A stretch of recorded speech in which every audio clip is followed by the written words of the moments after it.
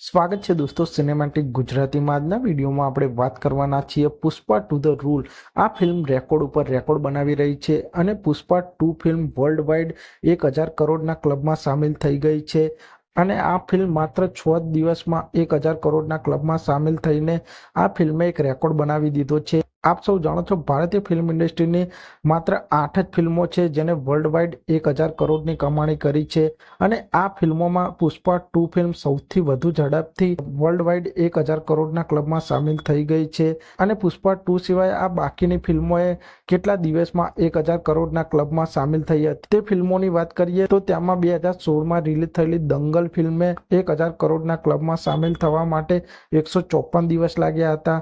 તે પછી 2017માં રિલીઝ થયેલી બાહુબલી 2 ફિલ્મને 1000 કરોડના ક્લબમાં સામેલ થવામાં 10 દિવસ લાગ્યા હતા। તે પછી 2024માં રિલીઝ થયેલી કલ્કી 2898 AD આ ફિલ્મને 1000 કરોડના ક્લબમાં સામેલ થવા માટે 15 દિવસ લાગ્યા હતા। તે પછી 2022માં રિલીઝ થયેલી RRR આ ફિલ્મને 1000 કરોડના ક્લબમાં સામેલ થવામાં 16 દિવસ લાગ્યા હતા। તે પછી 2022માં જ રિલીઝ થયેલી KGF ચેપ્ટર 2 આ ફિલ્મને 1000 કરોડના ક્લબમાં સામેલ થવા માટે 16 દિવસ લાગ્યા હતા। તે પછી 2023માં રિલીઝ થયેલી પઠાન ફિલ્મને 1000 કરોડના ક્લબમાં સામેલ થવા માટે 27 દિવસ લાગ્યા હતા।